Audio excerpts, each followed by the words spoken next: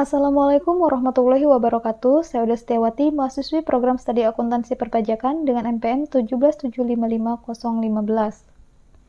Baiklah, pada kesempatan kali ini saya akan memaparkan hasil proposal skripsi saya yang berjudul Pengaruh Patriotisme dan Persepsi Korupsi Pajak terhadap Kepatuhan Wajib Pajak, studi pada wajib pajak orang pribadi di Kota Bandar Lampung. Dalam proposal saya ini terdapat 3 bab pembahasan. Yang pertama, pendahuluan, yang kedua, tinjauan pustaka, dan yang ketiga, metode penelitian. Pada bab 1 pendahuluan terdapat 5 pokok bahasan, yaitu latar belakang, rumusan masalah, tujuan, kontribusi, dan kerangka pemikiran. Langsung saja pada pokok bahasan yang pertama, yaitu latar belakang. Negara berkembang seperti Indonesia tentunya membutuhkan banyak dana untuk memenuhi pembiayaan yang dilakukan dalam pembangunan negaranya. Dana tersebut dikumpulkan dari segenap potensi sumber daya yang dimiliki suatu negara, baik berupa kekayaan alam, barang-barang yang dikuasai pemerintah, denda-denda atau warisan yang diberikan kepada negara, hibah, wasiat, dan iuran masyarakat kepada negara berdasarkan undang-undang yang dipaksakan dengan tidak mendapatkan jasa timbal balik atau kontraprestasi yang dapat digunakan untuk membayar pengeluaran. Sektor penerimaan keuangan di Indonesia salah satu pokok utamanya bersumber dari sektor pajak, di mana pajak sebagai sumber utama pendapatan dalam APBN memiliki peranan penting bagi perekonomian Indonesia. Dalam implementasinya, dana pajak ini seperti yang dilansir dalam pajak.go.id, di mana pajak menyumbang lebih dari 80% pendapatan negara Indonesia. Dapat dilihat pada tabel kontribusi penerimaan pajak pada APBN, dari tahun ke tahun, penerimaan pajak sangat mendominasi pendapatan negara. Mengingat pentingnya pajak bagi kelangsungan pembangunan adalah wajar bila pemerintah berupaya menggali berbagai potensi pajak sekaligus meningkatkan tax compliance atau kepatuhan pajak dari masyarakat sebagai dasar yang kuat untuk memperlancar reformasi perpajakan. Kepatuhan pajak merupakan salah satu penunjang yang mampu meningkatkan pendapatan negara. Adanya kesadaran wajib pajak dalam membayar pajak tepat waktu akan mempengaruhi tinggi rendahnya terhadap kepatuhan wajib pajak. Permasalahan yang sering terjadi berkaitan dengan pungutan pajak ini, yakni masih banyaknya masyarakat yang tidak mau memenuhi kewajiban pajaknya, atau dengan kata lain masih banyaknya tunggakan pajak. Tingkat kepatuhan wajib pajak untuk menunaikan kewajiban pembayaran pajaknya maupun untuk melaporkan surat pemberitahuan di Indonesia masih cukup rendah. Kondisi ini pun membuat penerimaan negara menjadi tidak maksimal. Kemudian faktor penentu kepatuhan pajak. Faktor penentu kepatuhan pajak sangat bervariatif, tidak hanya terbatas pada faktor eksternal seperti pengaruh sanksi dan audit perpajakan, namun juga faktor psikologi sosial seperti patriotisme. Sebelum zaman kemerdekaan, patriotisme dimaknai sebagai upaya melawan penjajahan. Patriotisme menumbuhkan keterikatan antara bangsa dengan warga negaranya yang ditandai dengan kecintaan seseorang terhadap bangsa dan kebanggaan terhadap identitas nasionalnya.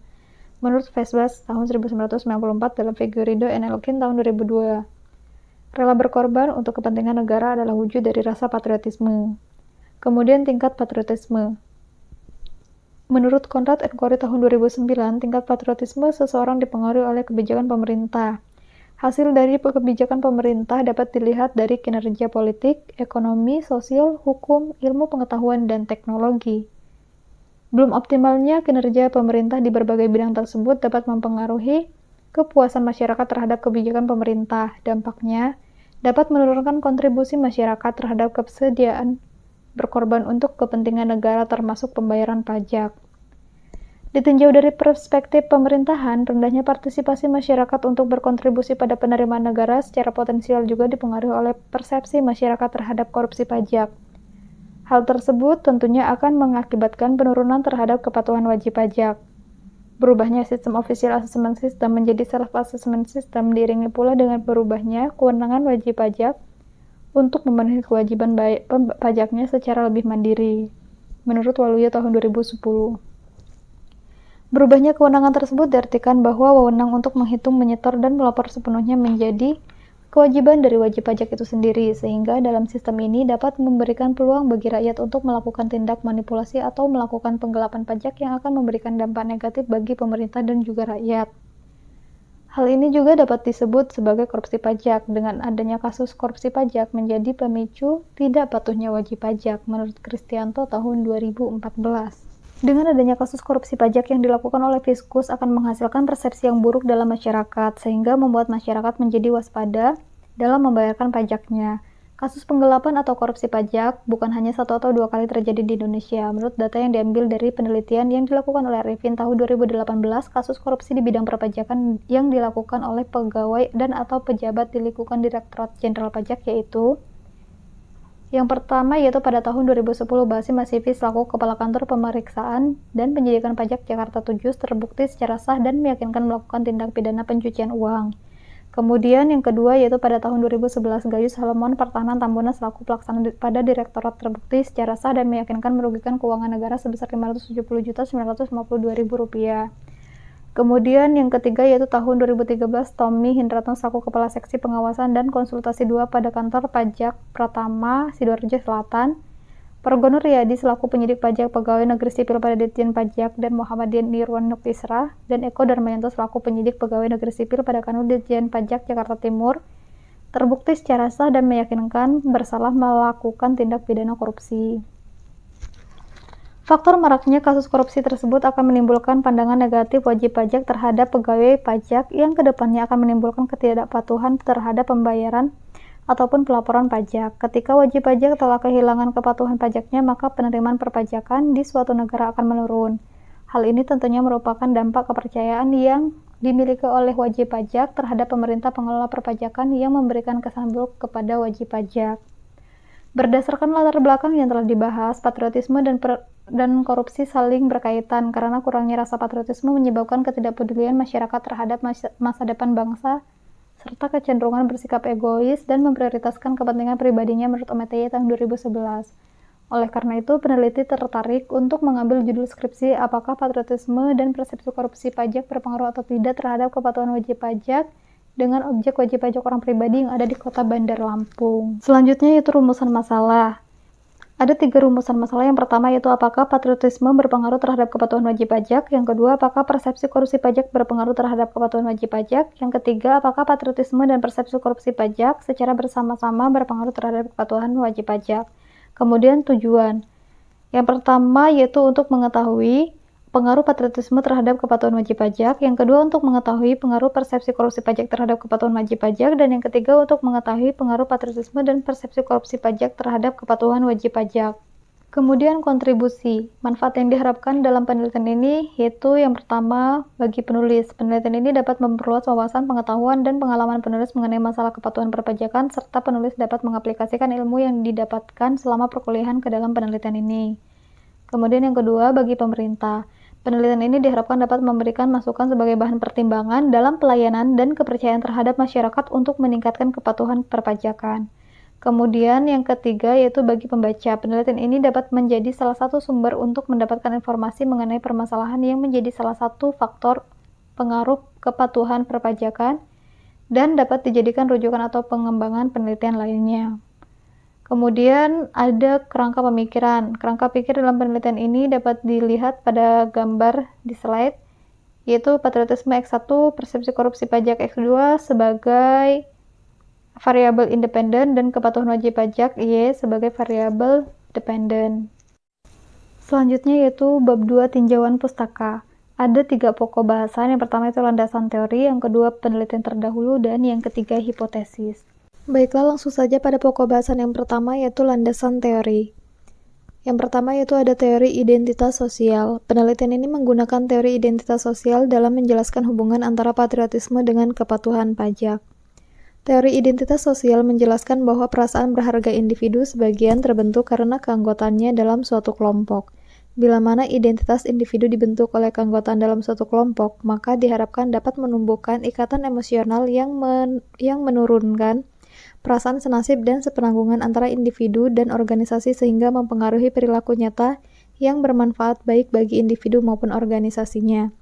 Hal tersebut mendorong kerelaan individu untuk berkorban demi pencapaian tujuan organisasi, karena individu menganggap dirinya menjadi bagian dari organisasi. Dalam kaitannya dengan kepatuhan pajak, rasa patriotisme sebagai bagian dari identitas sosial diharapkan dapat meningkatkan loyalitas wajib pajak. Hal tersebut terjadi karena ketika wajib pajak sebagai anggota suatu negara memiliki ikatan emosional dengan negaranya sehingga berpengaruh terhadap perilaku wajib pajak. Kemudian yaitu teori persepsi. Dalam Kamus Besar Bahasa Indonesia, persepsi merupakan tanggapan atau penerimaan langsung dari suatu atau merupakan proses seseorang mengetahui beberapa hal dari panca inderanya. Dan menurut Robin tahun 2011, mengungkapkan bahwa persepsi adalah proses di mana individu mengatur dan menginterpretasikan kesan-kesan sensoris mereka guna memberikan arti bagi lingkungan mereka.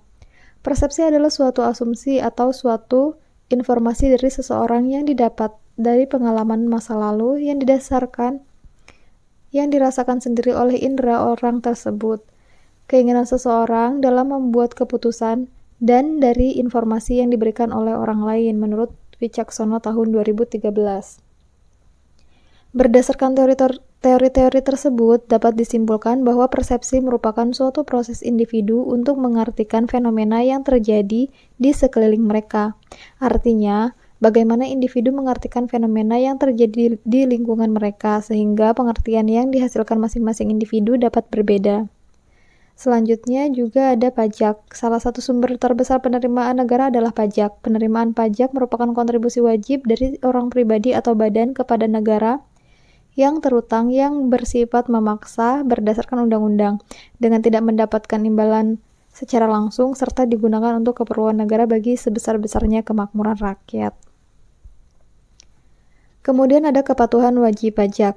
Kepatuhan wajib pajak yang dikemukakan oleh Norman D. Nowak sebagai suatu iklim kepatuhan dan kesadaran pemenuhan kewajiban perpajakan tercermin dalam situasi wajib pajak paham atau berusaha untuk memahami semua ketentuan peraturan perundang-undangan perpajakan, mengisi formulir pajak dengan lengkap dan jelas, menghitung jumlah pajak terhutang dengan benar, dan membayar pajak yang terhutang tepat pada waktunya. Kepatuhan wajib pajak merupakan suatu tindakan patuh dan sadar terhadap ketertiban pembayaran dan pelaporan kewajiban perpajakan masa dan tahunan dari wajib pajak yang berbentuk sekumpulan orang dan atau modal yang merupakan usaha sesuai dengan ketentuan perpajakan yang berlaku. Kepatuhan dan kesadaran perpajakan secara kualitatif memiliki ciri sebagai berikut, yaitu pengertian kesadaran pajak dianggap mempunyai nilai lebih daripada kepatuhan perpajakan. Kesadaran perpajakan timbul dari dalam diri wajib pajak sendiri, tanpa terlalu memperhatikan adanya sanksi perpajakan, sedangkan kepatuhan perpajakan timbul justru karena mengetahui adanya sanksi perpajakan. Meskipun demikian, dalam praktek sulit untuk membedakan apakah seseorang wajib pajak yang memenuhi kewajiban perpajakannya dimotivasi oleh kesadarannya ataukah dimotivasi oleh kepatuhannya. Selanjutnya itu patriotisme. Patriotisme adalah sikap yang berani, pantang menyerah, dan rela berkorban demi bangsa dan negara. Pengorbanan ini bisa berupa harta benda maupun jiwa raga. Patriotisme juga adalah jantung dari sila ketiga dan jantung Pancasila. Kemudian, jiwa patriotisme akan selalu ada pada setiap warga negara Indonesia. Patriotisme juga diartikan sebagai semangat rela berkorban dan jiwa cinta tanah air. Patriotisme mengajarkan kepada setiap rakyat untuk selalu mencintai tanah air sebagai tempat berpijak, tempat hidup, dan mencari penghidupan. Walaupun sikap patriotisme ditunjukkan dengan rela berkorban demi bangsa dan negara, pengorbanan ini tidak sebatas pada tenaga dan waktu mereka, tetapi semua yang dimilikinya, seperti harta benda, keluarga, bahkan nyawa. Akan tetapi, setelah Indonesia merdeka, sikap patriotisme dirasakan sebagai suatu sikap yang harus dimiliki bangsa Indonesia dalam kehidupan berbangsa dan bernegara. Sikap patriotisme diharuskan sebagai dasar atau landasan untuk bertindak dalam melaksanakan pembangunan. Oleh karena itu, negara mengharuskan setiap warganya untuk berperan aktif dalam usaha mempertahankan keamanan. Peran ini dapat berupa kerelaan menyerahkan sebagian tanahnya guna pelebaran jalan atau pembuatan waduk dan membayar pajak tepat pada waktunya. Selanjutnya yaitu persepsi korupsi.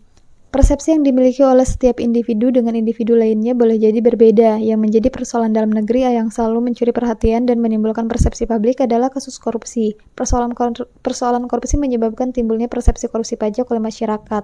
Dalam bidang perpajakan, hal ini menandakan ketika adanya korupsi pajak yang terjadi di masa lalu akan menimbulkan sebuah persepsi yang kurang baik terhadap wajib pajak. Dengan demikian, persepsi korupsi pajak adalah pandangan atau tanggapan wajib pajak terhadap penyelewengan atau penyalahgunaan uang negara dari pajak negara. Korupsi pajak berarti tindakan melawan hukum yang dilakukan oleh petugas pajak dengan cara penggelapan uang pajak atau penyalahgunaan wewenang yang bertujuan untuk memperkaya diri sendiri dan merugikan pihak lain serta kas negara. Adanya kasus pegawai pajak yang tidak dapat bekerja dengan amanah yang melakukan penggelapan pajak menyebabkan persepsi buruk masyarakat. Hal tersebut tentunya akan menurunkan tingkat kepercayaan masyarakat terhadap pegawai pajak dan berpotensi menurunkan partisipasi masyarakat dalam pembangunan negara termasuk pembayaran pajak, dan mengakibatkan penurunan terhadap kepatuhan wajib pajak. Selanjutnya yaitu penelitian terdahulu. Dengan judul penelitian The Last Refuge of a Scoundrel, Patriotism and Tax Compliance oleh K.I. Konrad Salmaikori tahun 2012.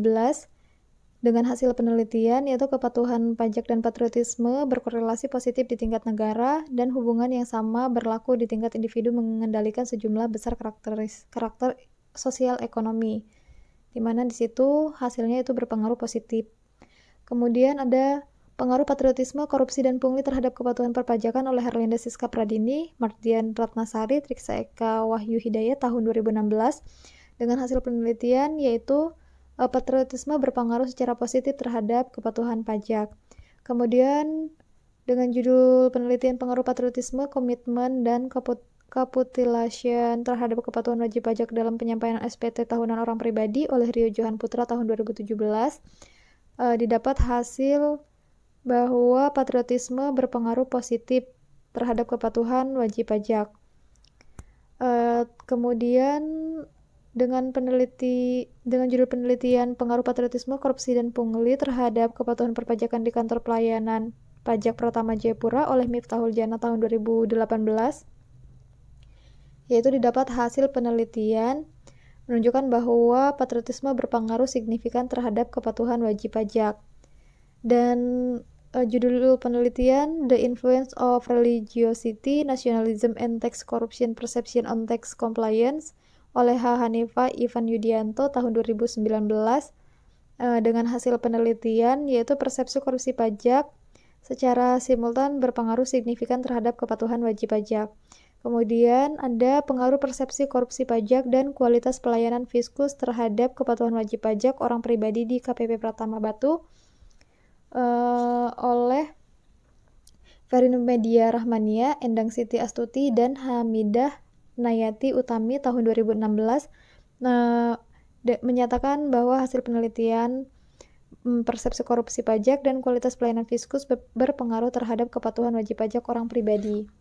Kemudian ada judul penelitian dengan analisis persepsi korupsi pajak dan iklim organisasi terhadap kepatuhan wajib pajak karyawan oleh Arif Fajar Wibisono dan Yuda Caturkusuma tahun 2017 menyatakan bahwa persepsi korupsi pajak dan iklim organisasi berpengaruh positif dan signifikan terhadap kepatuhan wajib pajak orang pribadi karyawan. Kemudian yang terakhir itu ada judul penelitian pengaruh faktor internal dan eksternal terhadap kepatuhan wajib pajak oleh Afrizal Tahar dan Arnain Kartika Rahman. Di situ didapat hasil penelitian mereka yaitu persepsi korupsi pajak tidak berpengaruh signifikan terhadap kepatuhan wajib pajak. Selanjutnya yaitu hipotesis. Hipotesis dalam penelitian ini yaitu H1, patriotisme secara parsial berpengaruh terhadap kepatuhan wajib pajak. H2, persepsi korupsi pajak secara parsial berpengaruh terhadap kepatuhan wajib pajak. H3, patriotisme dan persepsi korupsi pajak secara bersama-sama berpengaruh terhadap kepatuhan wajib pajak. Baiklah, selanjutnya yaitu pembahasan pada bab 3 metode penelitian.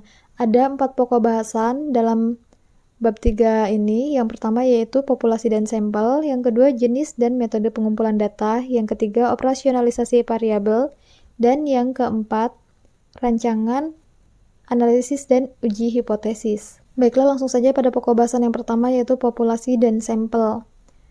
Populasi menurut Sugiono tahun 2016 yaitu wilayah generalisasi yang terdiri dari objek atau subjek yang mempunyai kualitas dan karakteristik tertentu yang ditetapkan oleh peneliti untuk dipelajari kemudian ditarik kesimpulan.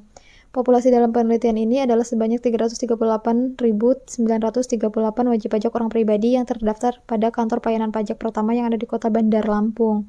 Sampel dalam penelitian ini adalah seluruh wajib pajak orang pribadi, baik orang pribadi yang menjalankan usaha atau pekerjaan bebas maupun orang pribadi yang tidak menjalankan usaha atau pekerjaan bebas seperti karyawan, yang terdaftar di kantor pelayanan pajak pertama Kota Bandar Lampung. Selanjutnya itu sampel. Sampel menurut Sugiono tahun 2016 adalah bagian dari jumlah atau jumlah dan karakteristik yang dimiliki oleh populasi tersebut.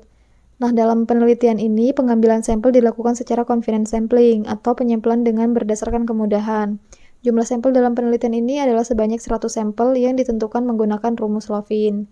Dapat dilihat pada gambar di slide, dengan N sama dengan N per 1 plus NE kuadrat, di mana N kecil yaitu sebagai jumlah sampel, N besar yaitu jumlah populasi, dan E nilai margin of error atau besar kesalahan dari ukuran populasi.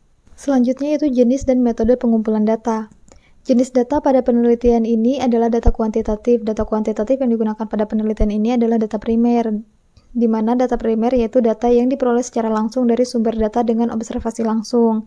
Kemudian metode pengumpulan data. Metode pengumpulan data dalam penelitian ini yaitu dengan cara menyebarkan kuesioner kepada responden. Kuesioner dalam penelitian ini adalah kuesioner yang bersifat tertutup, yaitu kuesioner dengan jawaban yang sudah disediakan oleh peneliti sehingga responden tidak diberi kebebasan dalam menjawab pertanyaan kuesioner. Kuesioner penelitian ini terdiri dari 30 pertanyaan, 18 pertanyaan mengenai patriotisme, 7 pertanyaan mengenai persepsi korupsi pajak, dan 5 pertanyaan mengenai kepatuhan wajib pajak. Pertanyaan variabel patriotisme diadopsi dari penelitian Harlinda Siska Pradina et al. Tahun 2016, dan pertanyaan variabel persepsi korupsi pajak dan kepatuhan wajib pajak diadopsi dari penelitian Verina Meida Rahmania et al. Tahun 2016. Kuesioner akan disebarkan secara online dan offline dengan menyebarkan link Google Form dan hard file kuesioner kepada responden. Dan berikut link kuesionernya. Selanjutnya yaitu operasionalisasi variabel. Terdapat 3 variabel dalam penelitian ini. Yang pertama yaitu kepatuhan wajib pajak, Y sebagai variabel dependen dengan indikator memenuhi kewajiban membayar pajak, ketepatan waktu dalam pembayaran pajak, menunaikan kewajiban pelaporan SPT, dan ketepatan dalam melaporkan SPT. Kemudian yang kedua yaitu variabel patriotisme X1 sebagai variabel independen dengan indikator memiliki jiwa nasionalisme yang tinggi, kecintaan terhadap tanah air, kecintaan terhadap budaya lokal, dan keagamaan. Kemudian yang ketiga itu persepsi korupsi pajak X2 sebagai variabel independen juga dengan indikator pengetahuan atas kasus korupsi pajak, kesadaran atas terjadinya kasus korupsi pajak, dan penegakan hukum atas korupsi pajak dengan skala ukur yaitu skala Likert. Dengan indikator-indikator dalam variabel yang telah dijabarkan tersebut, kemudian dikembangkan menjadi item pertanyaan dalam kuesioner yang menggunakan skala Likert dengan 5 pilihan jawaban, yaitu 1. Sangat tidak setuju, 2. Tidak setuju, 3. Netral, 4. Setuju, dan 5. Sangat setuju. Selanjutnya yaitu rancangan analisis dan uji hipotesis. Yang pertama yaitu ada uji kualitas data. Dalam menguji variabel-variabel yang digunakan dalam penelitian, maka uji kualitas data yang digunakan peneliti yaitu uji validitas dan uji reliabilitas. Uji validitas menurut Ghazali tahun 2016 yaitu alat untuk mengukur sah atau valid tidaknya suatu kuesioner. Mengatakan bahwa suatu kuesioner atau hasil penelitian dapat dikatakan valid jika pertanyaan pada kuesioner mampu untuk mengungkapkan sesuatu hingga hasil penelitian tersebut dapat mengukur apa yang hendak diukur oleh peneliti. Kemudian untuk mengukur uji validitas, data yang digunakan sebanyak 35 responden yang merupakan sampel dari populasi penelitian yaitu wajib pajak orang pribadi yang terdaftar di kantor pelayanan pajak yang ada di kota Bandar Lampung. Penelitian menggunakan Pearson correlation di mana peneliti melakukan korelasi antar skor dari tiap butir pertanyaan dengan total skor variabel dengan signifikansi 5%. Dengan teknik dasar pengambilan keputusan dalam uji validitas yaitu jika R hitung lebih dari R tabel dan bernilai positif, maka item pernyataan dalam angket berkorelasi signifikan terhadap skor total, maka dinyatakan valid. Kemudian jika R hitung kurang dari R tabel, maka item pernyataan dalam angket tidak berkorelasi signifikan terhadap skor total, maka dinyatakan tidak valid. Dan jika R hitung lebih dari R tabel tetapi bernilai negatif, maka H0 akan tetap ditolak dan H1 diterima. Kemudian uji reliabilitas. Menurut Ghazali tahun 2016, uji reliabilitas adalah alat untuk mengukur suatu kuesioner yang merupakan indikator dari variabel atau konstruk. Suatu kuesioner dikatakan reliable atau handal adalah jika jawaban seseorang terhadap pertanyaan adalah konsisten atau stabil dari waktu ke waktu. Pengukuran reliabilitas dilakukan dengan alat bantu SPSS uji statistik Converge Alpha. Suatu konstruk atau variabel dinyatakan reliable jika memberikan nilai crown batch alpha lebih dari 0,60. Selanjutnya yaitu ada uji asumsi klasik. Data yang telah dikumpulkan oleh peneliti akan diuji terlebih dahulu agar nantinya tidak melanggar asumsi klasik sehingga dapat memberikan hasil pengujian yang baik. Untuk melakukan hasil uji asumsi klasik atas data primer ini, maka peneliti melakukan uji normalitas, uji heteroskedastisitas, dan uji multikolinearitas. Uji normalitas menurut Ghazali tahun 2016 yaitu bertujuan untuk mengetahui data penelitian yang diperoleh berdistribusi normal atau mendekati normal, karena data yang baik adalah data yang menyerupai distribusi normal. Apabila variabel tidak berdistribusi secara normal, maka hasil uji statistik akan mengalami penurunan. Penelitian ini menggunakan uji one sample Kolmogorov-Smirnov, yaitu dengan ketentuan apabila nilai signifikan di atas 0,05 maka data terdistribusi normal. Sedangkan jika hasil one sample Kolmogorov-Smirnov menunjukkan nilai signifikan di bawah 0,05 maka data tidak terdistribusi normal. Kemudian uji heteroskedastisitas. Menurut Ghazali tahun 2016, uji heteroskedastisitas bertujuan menguji pada model regresi terjadi ketidaksamaan varian dari residual satu pengamatan ke pengamatan yang lain. Apabila varian dari residual satu pengamatan ke pengamatan lain tetap, maka disebut homoskedastisitas, dan jika berbeda disebut heteroskedastisitas. Uji heteroskedastisitas menggunakan uji scatterplot dengan SPSS. Berdasarkan gambar scatterplot, dapat diketahui bahwa gambaran residual Z dan variabel yang diprediksikan Z-pred, yakni sebuah titik-titik dalam plot, tidak menunjukkan adanya suatu pola tertentu, maka dapat dikatakan bahwa model terbebas dari asumsi heteroskedastisitas menurut Gunawan tahun 2016. Kemudian uji multikolinearitas. Menurut Ghazali tahun 2016, yaitu bertujuan untuk menguji model regresi ditemukan adanya korelasi antara variabel bebas atau independen atau tidak. Uji multikolinearitas yang digunakan apabila nilai toleransi lebih dari 0,1 dan nilai VIF kurang dari 10. Selanjutnya yaitu uji analisis data. Yang pertama, statistik deskriptif. Statistik deskriptif mampu memberikan gambaran atau deskripsi suatu data yang dilihat dari nilai minimum, maksimum, rata-rata, dan standar deviasi menurut Ghazali tahun 2016. Statistik deskriptif berisi informasi mengenai pemusatan data dan penyebaran variasi data. Kemudian yang kedua yaitu analisis regresi linear berganda. Dalam penelitian ini, teknik analisis data menggunakan regresi linear berganda, yaitu teknik analisis untuk mengetahui pengaruh variabel independen terhadap variabel dependen. Dengan model penelitian yaitu Y sama dengan alpha plus beta 1 X1 plus beta 2 X2 plus E, di mana Y sebagai kepatuhan wajib pajak, alpha sama dengan konstanta, beta 1 koefisien regresi dari variabel patriotisme, dan beta 2 koefisien regresi dari variabel persepsi korupsi pajak, X1 patriotisme, dan X2 persepsi korupsi pajak, dengan E yaitu standard of error. Selanjutnya yaitu uji hipotesis. Yang pertama ada uji simultan atau uji F. Uji signifikansi simultan atau statistik F untuk mengetahui apakah variabel independen atau bebas secara bersama-sama atau simultan mempengaruhi variabel dependen menurut Ghazali tahun 2016. Uji F dilakukan dengan cara membandingkan antara F hitung dengan F tabel, dan jika nilai signifikansi kurang dari 0,05 atau alpha sama dengan 5%, maka hipotesis diterima. Kemudian yang kedua yaitu uji parsial atau uji T. Uji T menurut Ghazali tahun 2016 digunakan untuk mengetahui pengaruh masing-masing variabel independen terhadap variabel dependen. Pengujian ini menguji tingkat kesignifikansian dari masing-masing variabel bebas, yaitu patriotisme dan persepsi korupsi pajak berpengaruh terhadap variabel terikat, yaitu kepatuhan wajib pajak. Pengujian dilakukan dengan membandingkan antara T hitung dengan T tabel, dan jika nilai signifikansi kurang dari 0,05 atau alpha sama dengan 5%, maka hipotesis diterima. Selanjutnya yaitu yang terakhir, koefisien determinasi. Menurut Ghazali tahun 2016, yaitu untuk mengukur seberapa jauh kemampuan model dalam menerangkan variasi variabel dependen. Mengukur koefisien determinasi adalah antara 0 dan 1. Jika nilainya semakin mendekati 1, berarti variabel-variabel independen memberikan hampir semua informasi yang dibutuhkan untuk memprediksi variabel-variabel dependen. Baiklah, demikian pemaparan proposal penelitian saya. Mohon maaf atas segala kekurangan dan kesalahan, dan terima kasih banyak atas segala perhatiannya. Dan saya akhiri, wassalamualaikum warahmatullahi wabarakatuh.